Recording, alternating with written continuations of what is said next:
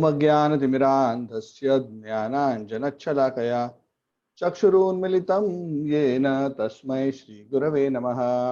श्रीचैतन्यमनोभीष्टं स्थापितं येन भूतले स्वयं रूपः कदा मह्यं ददाति स्वपदान्तिकम्।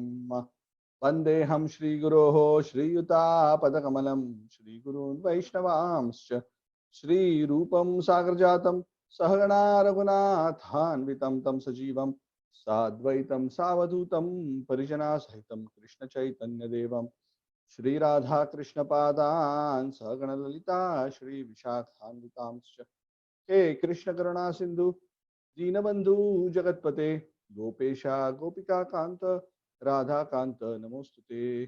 तप्त कांचन गौरांगी राधे वृंदावनेश्वरी वृषभानुसुते देवी प्रणमामि हरिप्रिये। पंचकल्पतरुभ्यश्च कृपा सिंधुभ्य एव च पतितानां पावनेभ्यो वैष्णवेभ्यो नमो नमः। जय श्री कृष्ण चैतन्य प्रभु नित्यानंद श्री अद्वैत गदाधर श्रीवासादि गौर भक्त वृंद। हरे कृष्ण कृष्ण कृष्ण हरे हरे, हरे राम राम राम हरे हरे। नमो विष्णुपादाय कृष्ण पृष्ठाय भूतले श्रीमते राधानाथ स्वामिने। नमो विष्णुपादाय कृष्ण पृष्ठाय भूतले श्रीमते भक्तिवेदांत स्वामिने। नमस्ते सारस्वती देवी गौरवाणी परिचारिणे निर्विशेषण्यवादपाश्चात्य मुखं करोति वाचालं पंगुं लंघयते गिरिं यत्कृपातमहं वन्दे श्रीगुरुं दीनतारिणं परमानंद माधवं Shri चैतन्येश्वरम्। Om Tat Sat. Hare Krishna. So we have come to a very interesting juncture of the Bhagavad Gita. Yesterday we discussed chapter 13. Chapter 13 is amongst the much more technical chapters, but also very, very important to understand, because the concept of Kshetra and the two types of Kshetrajna are very important to understand, so that we understand the framework of the reality that we are currently in, and we also understand the basis of what is actually spiritual knowledge and to develop that. So in the 13th chapter, the Lord actually explains to Arjuna that you are trapped in this world because you are trying to enjoy this material world through the modes of nature. That was explained by the Lord as the primary mechanism by which the jiva is trapped. So, having explained that, in this particular chapter, the Lord is going to make an effort to explain this particular point in detail as to what these modes are and how they entangle the living entity and how he can actually be free from the bondage of matter. And this is again a very, very key concept, the three modes of material nature. So, and this understanding is very key to understanding how the soul is entrapped in matter. And once one understands how he is entrapped, one can also understand the solution of how the soul can be free from the entrapment. So that is the whole purpose. So the Lord explains the framework of reality, then he explains how within that framework, how the soul is trapped by the modes, and then he talks about the means of deliverance. So this concept of the three modes is important because even in the subsequent chapters, especially in 16, 17 and part of 18, concepts related to the three modes are extended and further elaboration is done in terms of various divisions of activities based on the modes and the various qualities, divine and demoniac and others. So this understanding is very important. So this chapter essentially has two parts broadly. First part, it explains about what the mode is and how the soul gets trapped. And the second part is, having understood that, how one can be free. Yeah. So obviously, we cannot talk about freedom if we don't even know how we are trapped. And that is essentially the problem of living entities who are trapped in this material world. The basic problem is they don't even believe they are trapped. We can talk about liberation only when we are convinced we are trapped, but we don't think we are trapped. We think we are free. So that kind of a thinking that we are free itself is showing the extent to which we are trapped, that we are not even figuring out. So we are believing our entrapment to actually be a freedom. That is the best way to entrap somebody, isn't it? It's so easy that when the entrapment itself is seen as freedom, then it's so easy to remain trapped. And that is the illusion of Maya. So we'll discuss about that. So the Lord begins this chapter by actually explaining the process of creation and how the soul gets entangled. So the Lord says that creation, he has already explained, is a repetitive process. He creates, annihilates, creates, annihilates. So at the beginning of creation, how the Lord creates, material energy exists in an unmanifested form, and the Lord, especially in his form as Mahavishnu, by glancing over the Maya energy, Prakriti, in this particular state it is known as Pradhana, the Mahatattva, he impregnates the material energy with the Jivas, the energy of the Jivas, the Apara Prakriti. And the Jivas, when they are impregnated into the womb of material nature, the various forms of life are created. If you remember, in the 7th chapter, the Lord had already explained that every Jiva in this world is a combination of matter and spirit, the soul and the material elements. So that happens by the glance of the Lord, where he impregnates. So he says, I am the Father who makes this material nature alive, because material nature by itself is dead matter, but it becomes alive because of being impregnated with the Jivas, the unlimited living entities who enter into this world, and they develop various kinds of bodies. So this Jiva, the soul, even though he is spiritual in nature, in a sense, because the Jiva is so tiny. How tiny? In the 2nd chapter, the Lord has explained that he is Amsha, is a very small particle. The Upanishads describe he is 1/10,000 the tip of a hair. Very, very tiny. Because he is so tiny, it is possible for this spiritual Jiva to get enamored by this vast, unlimited Maya energy of the Lord. The Maya energy of the Lord is like a huge ocean, the ocean of samsara, very powerful. It gets enamored by the glittering illusion of this Maya. And when this living entity, when he comes into the realm of this material energy and he desires to enjoy matter, immediately the living entity becomes trapped. So the Lord explains that this is the beginning of the entrapment of the soul. And what is it that entraps? It is the desire of the soul to try to enjoy matter. And how does the Jiva enjoy matter? It is explained that the Jiva enjoys matter through 3 types or 3 qualities of enjoyment. These 3 types of or 3 qualities of enjoyment are actually 3 subdivisions of the influence of the material energy, Maya, and these are known as the 3 gunas: Sattva guna, Rajoguna, and Tamoguna. So essentially, what is happening is that the pure consciousness of the soul, where the soul is understanding that I am spiritual in nature, I am pure, I am a part and parcel of God. That pure consciousness, when it comes actually in contact with matter, this material energy, it doesn't have to come in contact with matter, but it comes in contact because it desires to enjoy. So when it comes in contact with matter, the pure consciousness of the soul becomes mixed or contaminated by the influence of material energy. Just like the raindrops, which are very pure when they fall from the sky. But when the same raindrops, when they fall onto the earth, Depending on where they fall and what they come into contact with, they become muddy to different extents. Yes?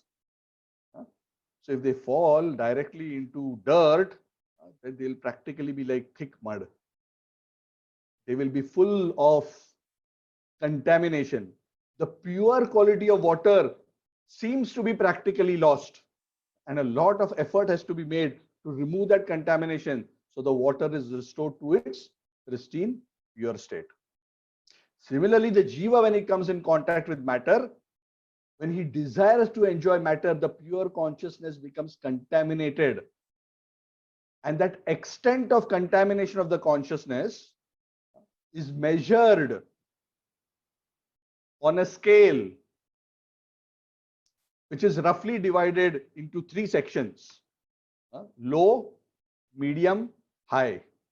I'm giving a very basic, simple understanding so you can comprehend this concept, because this concept of gunas is oftentimes quite challenging for many people to understand. So I'm going to focus a bit on this. We have time. The chapter is, I think, only 27 verses or something like that. 27, I think. Yes, 27 verses or something. So the Lord says when the jiva comes in contact, he gets influenced by the modes. So modes can also, in simple words, when we talk about guna or mode, literally guna can be interpreted in two ways. One is the word guna that we normally understand. Guna as in a quality. In Hindi, Sanskrit, we say guna. Guna means the quality of something. So that is a very key understanding.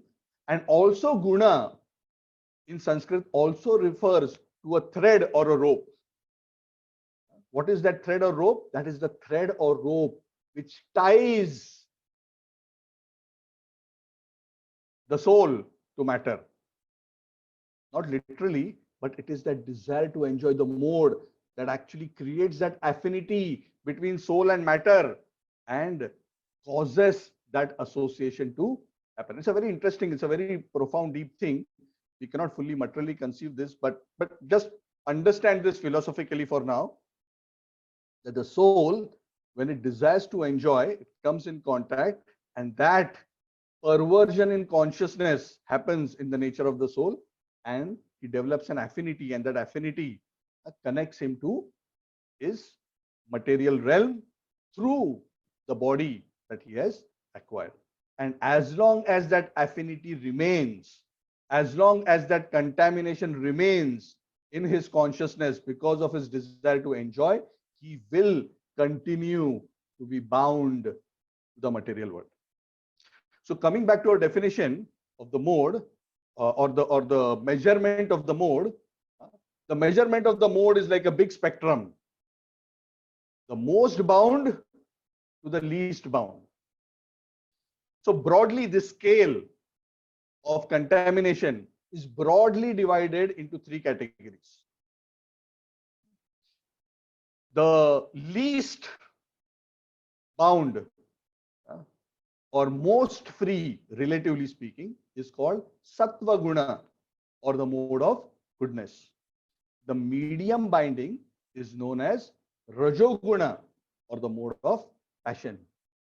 And the very strong binding, where the soul is practically gone very far away from its pure nature, become very, very muddy, that is known as tamoguna, or the mode of ignorance. So these three qualities are actually binding the soul and making the soul forget its true nature. Now, if you recollect, in the third chapter, when we discussed about the nature of the soul, the Lord had briefly hinted at these levels of covering the three scales in one shloka, that the living entity's pure consciousness is covered over by a layer of material desire, and the word used there is lust. Yeah, does anybody remember? And there the Lord had given three comparisons to explain the 3 degrees of covering that the soul experiences because of his contact with matter. Anybody recollects what are those three examples? One was smoke covering fire. That example is like, this is 3.38. You can look it up later. Smoke covering fire, which is like the covering, a little bit of covering, uh, uh, uh, akin to the mode of goodness. Then there is the dirt covering the mirror, which is a higher level of covering, which is akin to the mode of passion. And then the womb covering the embryo, which is such a solid, strong covering that the embryo is in full darkness. That is covered. That is compared to the mode of ignorance. So the Lord has hinted at this there. Now he is going into detail to explain these three modes and what are the characteristics of these three modes. So when we understand the characteristics, we also know what are the modes that we are situated in. Because each set of modes, each of the set of the modes has a particular characteristic, and that kind of characteristic impels us to act in a particular way and seek a particular type of enjoyment. So now let us discuss this. So the Lord explains this from verses 16 onwards. So we will briefly discuss. So the Lord says, amongst the three modes, the relatively less covering is in the mode of Sattva Guna. Sattva Guna in simple means the mode of goodness. So in the mode of goodness, basically a person's consciousness is generally that he is peaceful, he's happy with what he has, he's not too attached to getting and possessing. And because of this kind of a peaceful nature, the living entity in the mode of goodness is conditioned to a sense of happiness. What does that mean? He generally feels happy materially, and that's why he thinks, oh, this material world is nice, seems to be nice to him, because I am actually so happy. And he's happy even though he may not be necessarily immensely successful, immensely rich, or whatever, but his sense of satisfaction and his lack of intense greed and desire results in a kind of satisfaction that he has. So he's relatively peaceful and relatively undisturbed as compared to the rest. So generally, he is this person who is peaceful and happy as compared to others. So that is the characteristic of a person who is bound in Sattva Guna. He's still attached to matter. He still wants to enjoy in matter, but he is relatively pure, and because he is more peaceful, he is able to develop knowledge and understand knowledge much more easier than the others. Because to understand spiritual things, especially, one needs a very peaceful, undisturbed mind. This kind of an undisturbed mind is possible in the mode of goodness. In the other modes, the mind is either too disturbed or too covered over to make any serious reflection or commitment towards spiritual life. So this is what describes the mode of goodness, which again is the highest or the best, relatively speaking, within the modes. Again, Sattva Gun also causes bondage, to be very clear. Sattva Gun is not same as being spiritual, and we'll come to that a little later. But relatively amongst the three, Sattva Guna is better. The middle one is called Rajoguna. Rajoguna means the mode of passion. Passion means passionate activity.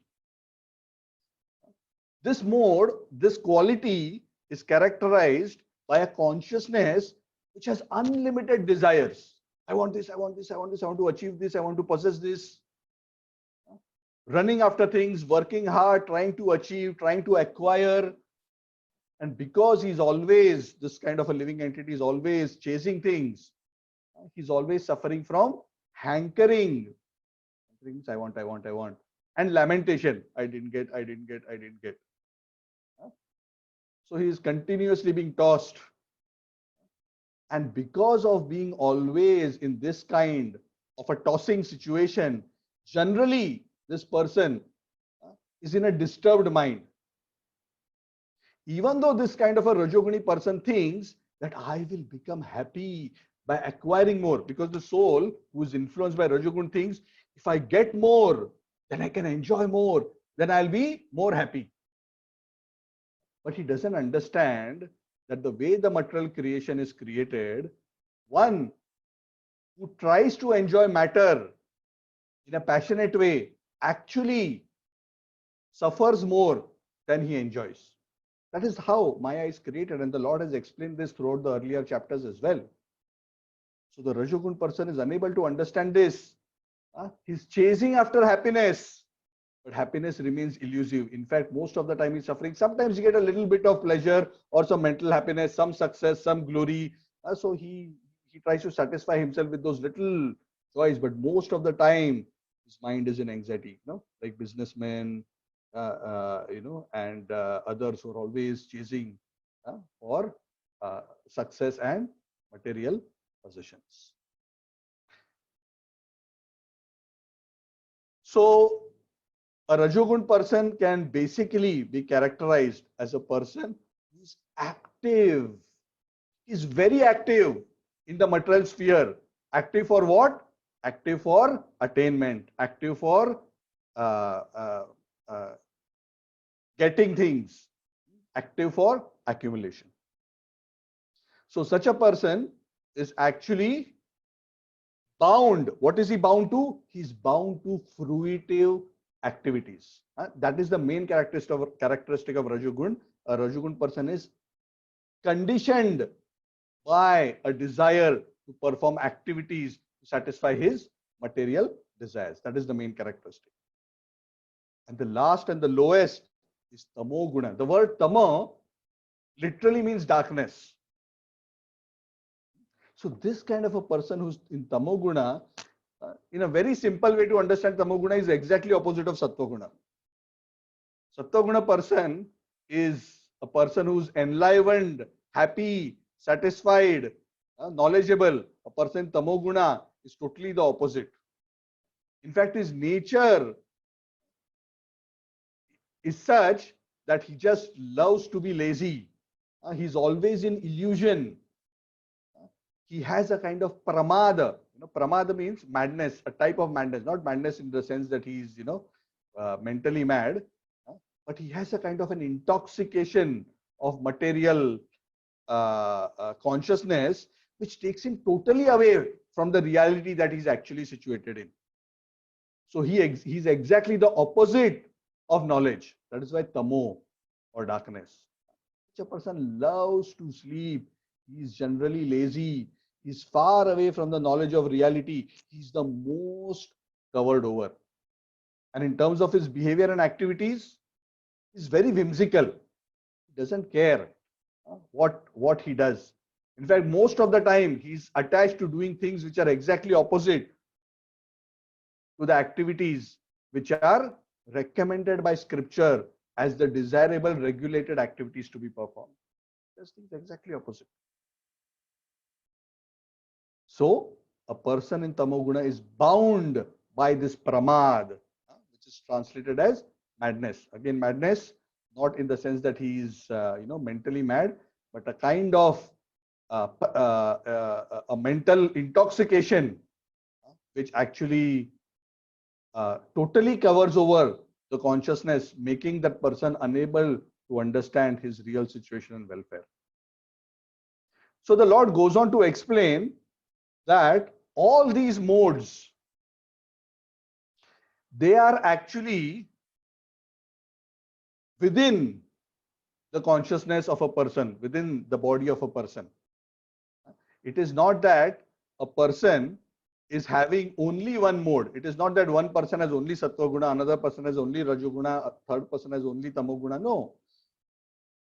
Every living entity in this world is a mixture of these three gunas. The gunas are rarely found in isolation. They are always in mixture. In fact, within the same person, at different points of time, based on his activity, his association, the food he eats, what he is reading, who he is talking to, what kind of work he is doing, who is he with, different kinds of modes become prominent. The modes are competing with each other. Sometimes he tries to enjoy Sattva Guna. Sometimes he tries to enjoy Rajoguna. Sometimes he loves to be in Tamoguna. One of the favorite activities of those who are in Tamoguna is to drink alcohol or to take drugs, because that is what causes a kind of pramad, intoxication, a kind of madness, which is characteristic of Tamoguna. So you see, people who may be Monday to Friday in Rajoguna, maybe Friday evening in Tamoguna. Okay, maybe Sunday morning when they go to temple for half an hour, they may be in Sattva Guna.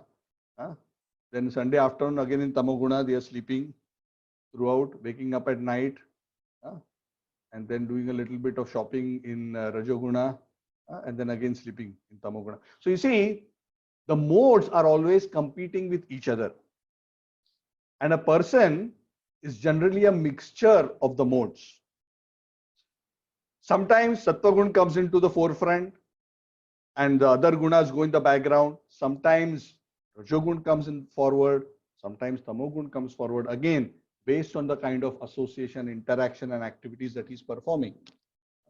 But generally, while this is true, generally there is typically one or two modes which are most prominent in the consciousness of a person. So if you average out over time, what are the modes that are mainly affecting the consciousness of a person? That will give us an indication as to whether the person is predominantly in Sattva Guna, predominantly in Rajoguna, or is he a mixture of Sattva Guna and Rajoguna 50-50%, or is he a mixture of Rajoguna and Tamoguna 50-50%? So based on the qualities, one can get some sense of what is actually the position of the contamination of the consciousness based on the scale from the lowest level of Tamoguna to the highest level of Sattva Guna. Again, all this entire spectrum is still the spectrum of material consciousness. It is not yet spiritual. This is all within the realm of Maya. So typically, individuals are characterized, and this topic has been discussed in greater detail in the subsequent chapters. So I'm not going to go into that. Just give you a brief example.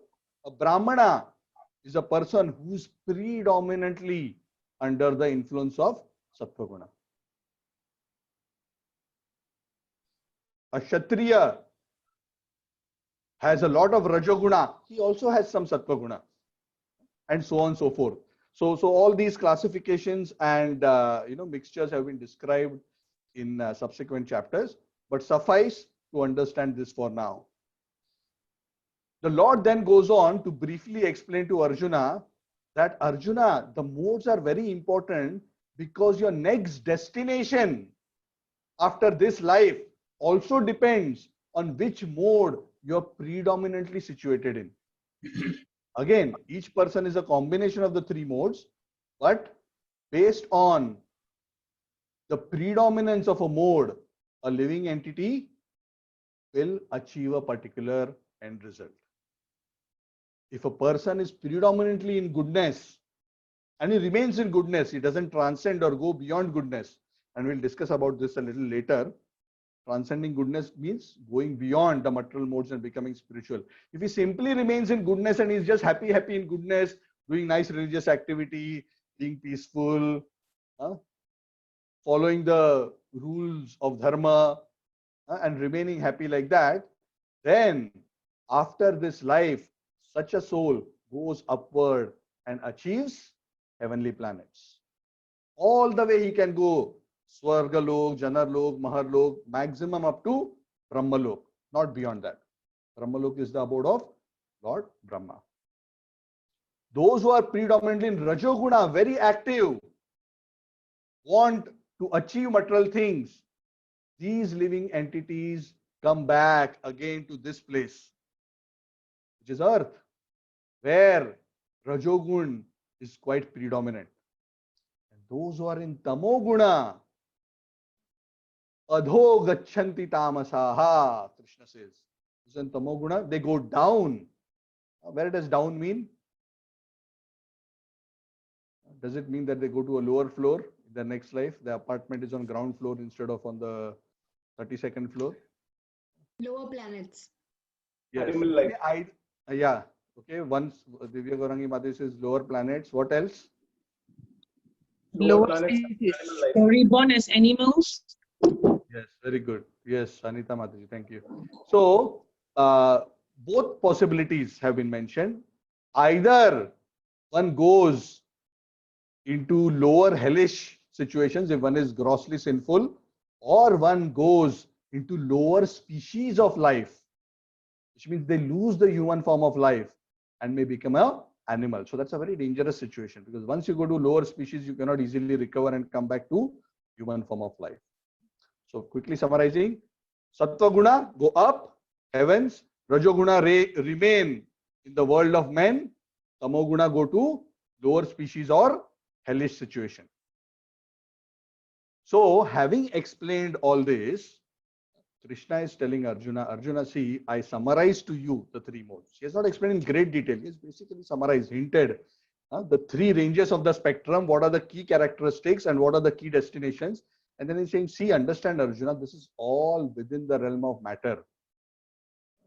Now, a yogi's job is to go beyond matter. He has to go beyond the three guna.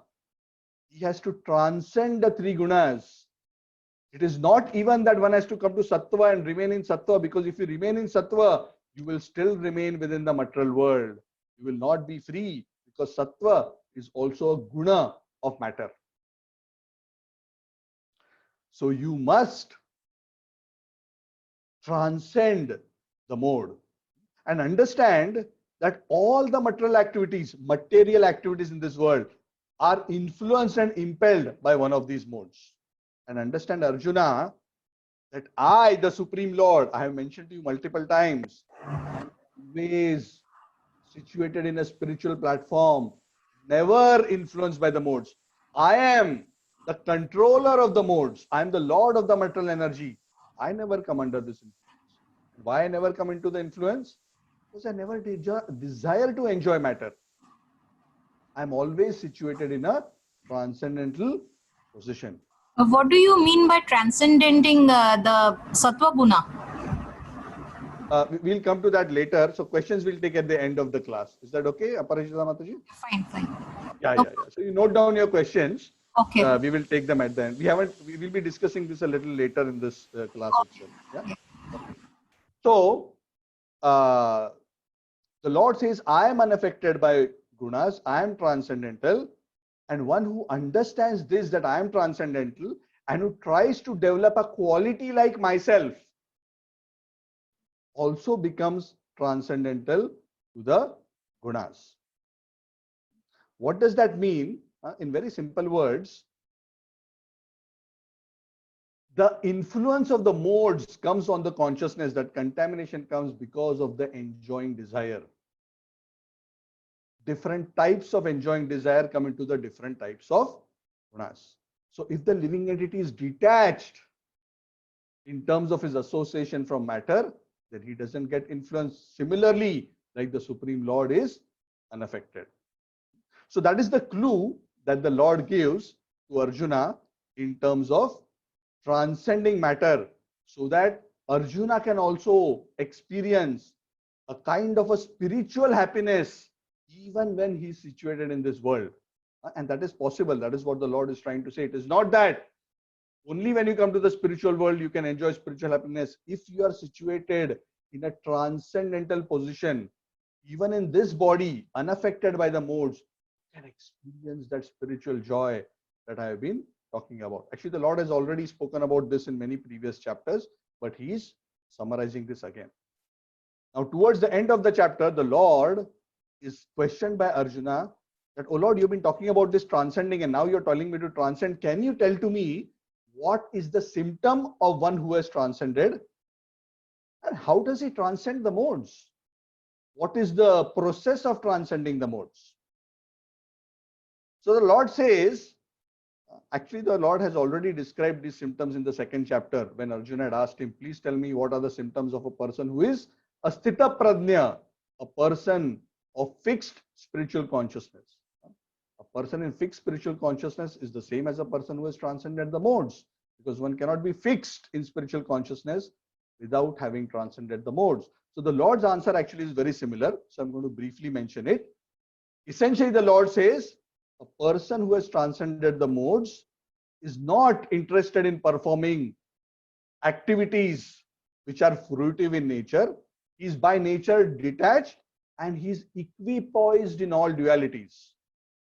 Dualities means happiness, distress, honor, dishonor, gain, loss. Now this the Lord has kept on mentioning across the Bhagavad Gita again and again and again, which shows the importance that that equipoised nature is very, very important to develop transcendence. Otherwise, one will actually fall prey to the gunas. So that is what the Lord explains in terms of the symptom. Then he comes to the point of transcending. So the Lord has already mentioned that he is transcendental. And if you want to come to his existence, the spiritual world, if you want to be like him, fully spiritual, then the soul also has to acquire a nature or a quality which is fully spiritual. Essentially, going to the spiritual world, the world of Parabrahman, the soul has to purify itself and come back to its nature of pure consciousness by removing the contamination of the modes. The water has to be purified by removing the muddiness. So the Lord says that one must remain detached while living in this world, and one must purify himself by taking up the topmost purification process. And what is that topmost process? That is the process of doing pure devotional service to me. Krishna says only by performing avyabhichari bhakti, undeviating devotional service to him, one can become free from the influence of the modes of nature. And that is why the only way to transcend or go beyond from Sattva Guna to the transcendental position, the position of Brahman. Brahman means spiritual existence. Because the Lord exists at the level of Brahman. The Lord's form is Ghana Brahman. It is the condensed form of Brahman. If one wants to attain that state, one must qualitatively become Brahman again by removing that contamination. And that happens through the connecting process of devotional service. So when one establishes that connection again and becomes purified by pure devotional service, one can transcend matter and achieve the abode of the Lord. Okay, thank you very much. Okay, so we'll come to questions. So Aparajita Mataji had a question. Did I answer your question already, or is there any query? The Sattva Guna, how to transcend Sattva Guna? Because that is the ultimate goodness, right? So what do you mean by transcending?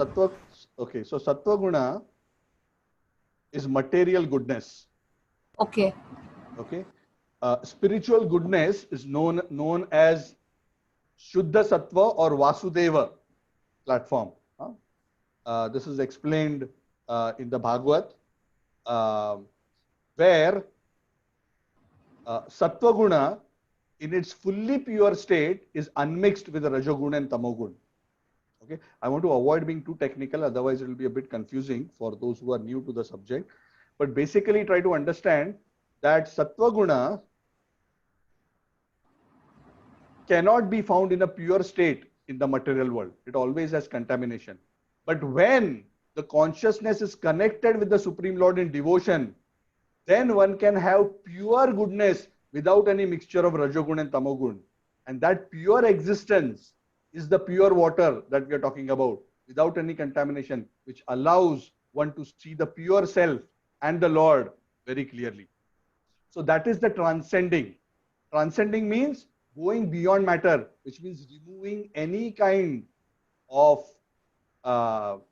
illusion or contamination of the material energy. Okay. Yeah, thank you. Prabhuji, Suraj here. One minute, Prabhuji, Suraj, we have to. 1 minute. Revati ji has asked a question. Revati ji, are you still here?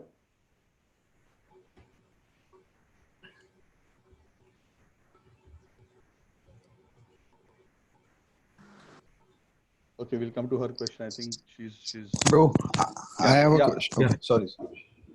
We'll Yeah, go to Prabhuji, Suraj Suraj first, here. then we'll come to Gopinath Prabhu. Just hold on for Yeah. 1 minute. Yeah, we'll come. Yeah, Prabhuji, yeah. Then we'll come. Yeah, can you hear me, Prabhuji? Yeah, Suraj, go ahead. Yes.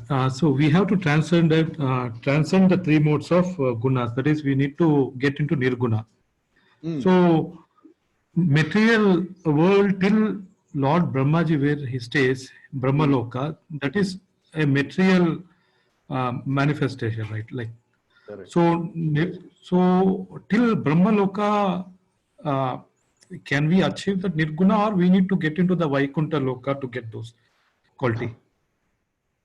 See, the quality of the consciousness is not limited based on your physical location. That's the whole idea. That's what Krishna is saying, right? Krishna is saying it is possible for you while you are here to achieve a transcendental consciousness. Of course, when you are in a material environment, the chances of getting infected by the material gunas are very high. So obviously it is not easy, but of course it is possible. That is why the Lord is saying that if you act in pure devotional service and while living in this world, live a life of detachment and equanimity, then you can remain disinfected even while in this world. So one doesn't even have to go to Brahmaloka for that. One can develop that consciousness here. All those who are liberated souls, the Jivan Muktas, they have come to that point of transcending the three modes and they are able to maintain that. And Krishna has already explained that you can maintain that consciousness only if you are connecting to him in an undeviating way through the process of bhakti. And if one does that throughout his life and maintains a spiritual consciousness, one has essentially proved to the Lord that one has come to the position of pure spiritual consciousness. Then the Lord doesn't see any reason for you to remain in this world, which is essentially the ocean of the three modes. The Lord takes such a soul back and transfers him to the spiritual world.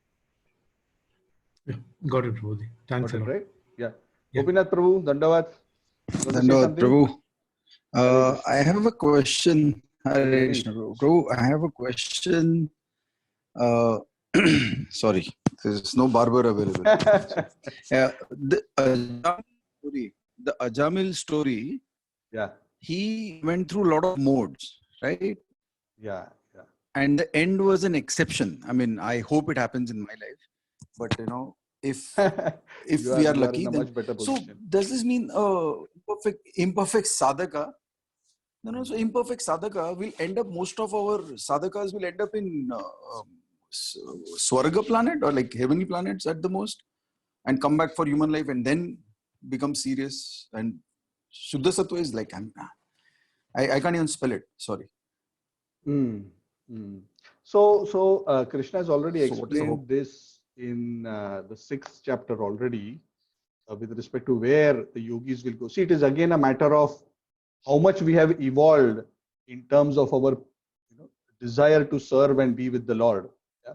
So if we have little desire for the Lord and a lot of desire still to enjoy, Krishna already says such imperfect yogis go to heavenly planet, they enjoy, then they come back to the world, continue. Okay, then they take a long time. But those who have made significant progress but are still conditioned, not fully purified, not ready to go back, the Lord says, don't waste your time going to heaven.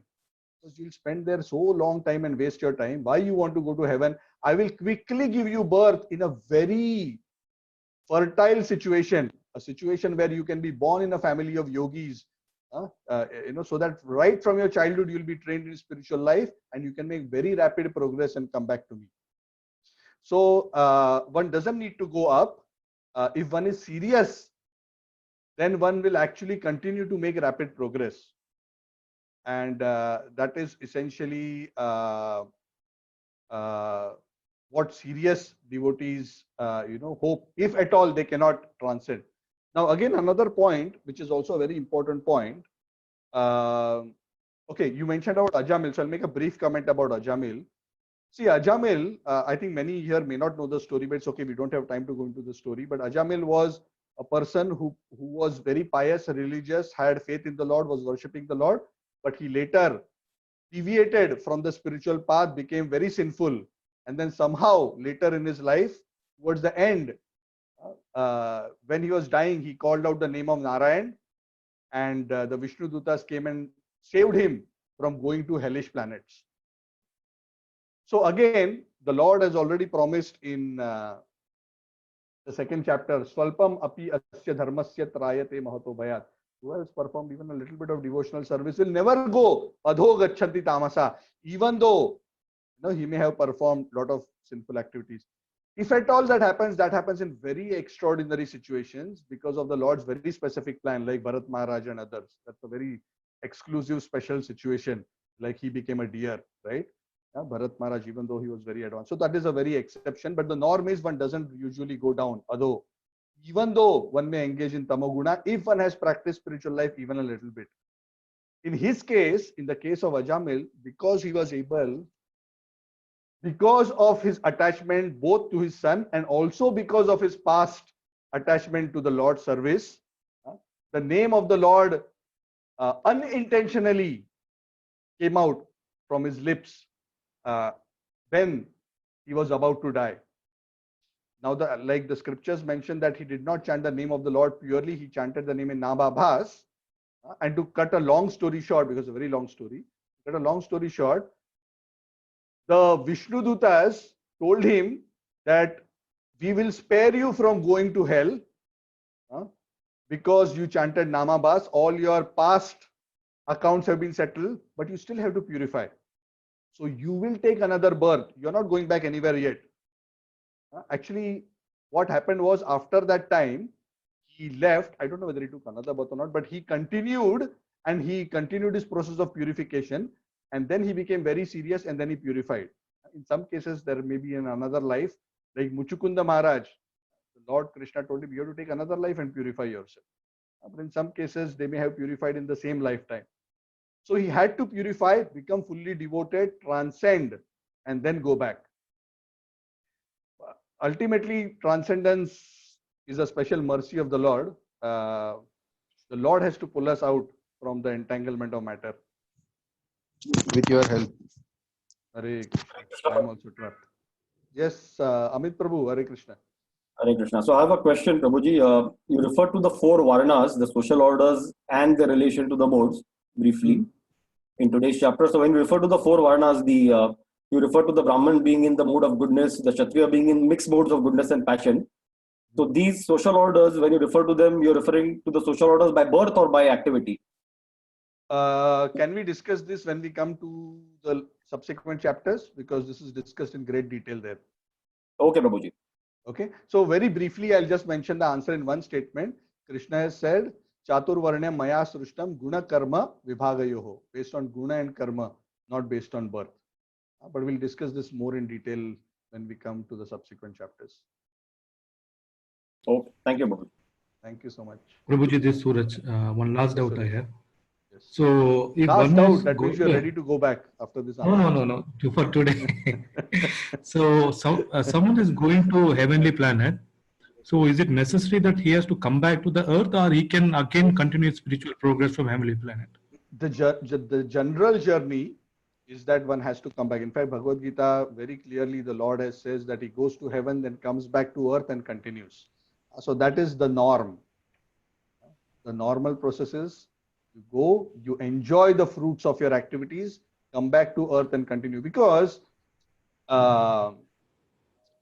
in heavenly planets, it's very difficult to make spiritual advancement. Yeah.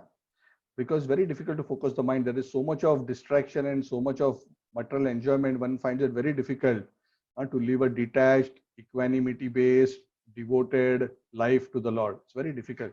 Not impossible, but very difficult. So the norm is that one comes back here and continues his journey. That is why earth is considered the best place for spiritual advancement.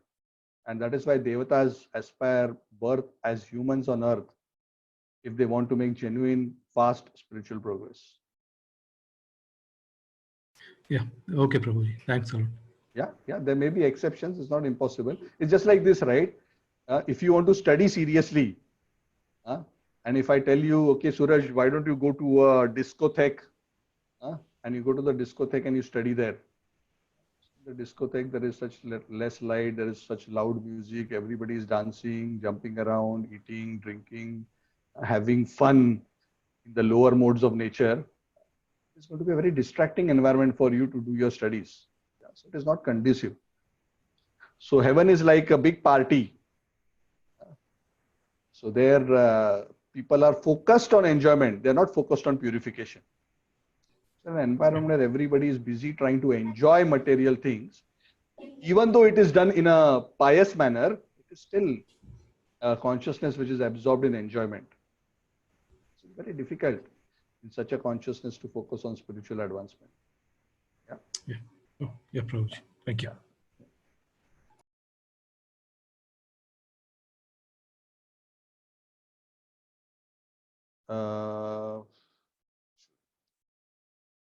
Anita Mataji asks if should we aim to come back and continue devotional service?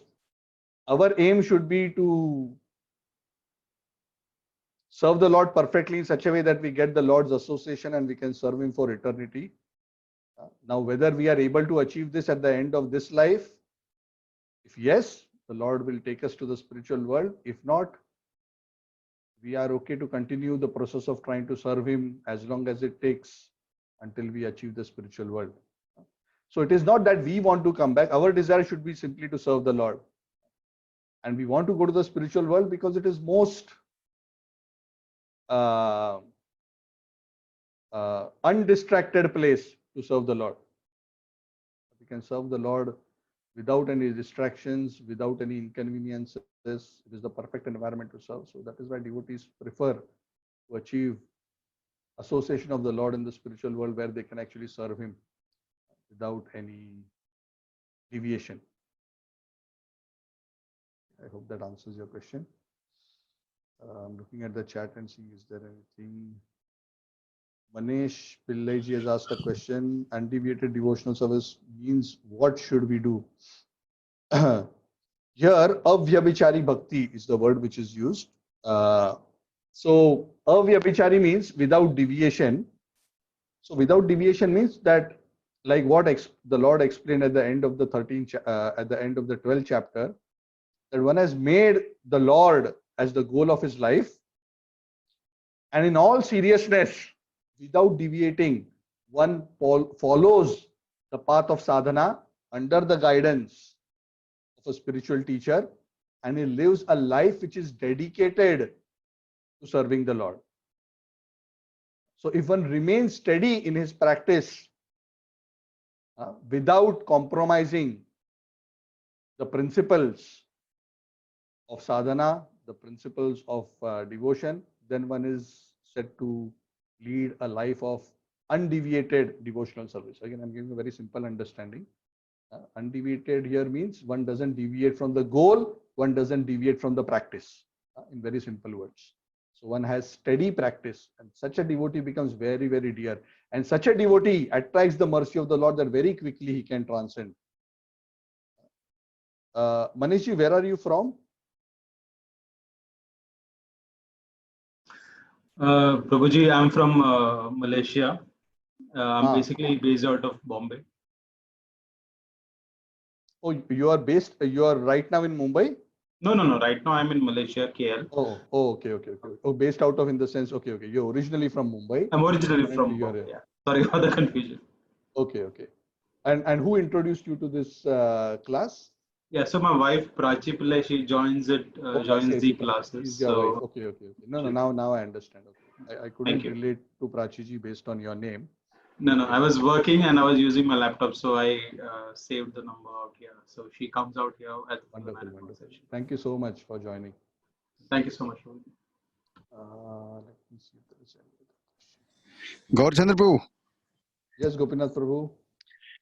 After the 4 more chapters, after 4 more days, when Bhagavad Gita gets over, do you plan to take us through the 12 cantos of Bhagavatam also?